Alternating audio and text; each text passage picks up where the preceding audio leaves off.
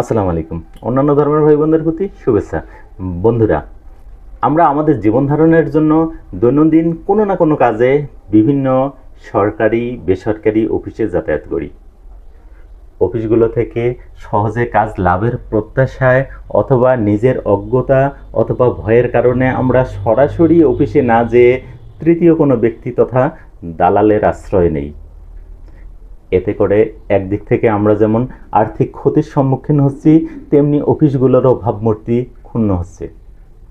একটা কথা মনে রাখবেন, যে অফিসগুলোতে যেতে আপনি ভয় পাচ্ছেন, সেই অফিসের কর্মকর্তা কর্মচারী কিন্তু আপনার টাকায় তাদেরকে বেতন দেওয়া হচ্ছে।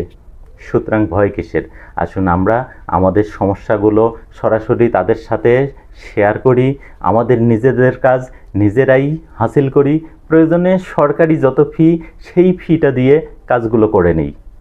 তাই আসুন, কোনো দালাল নয়, আমরা আমাদের নিজেদের কাজ নিজেরাই করি, নিজে সচেতন হই, অন্যকে সচেতন করি। ধন্যবাদ।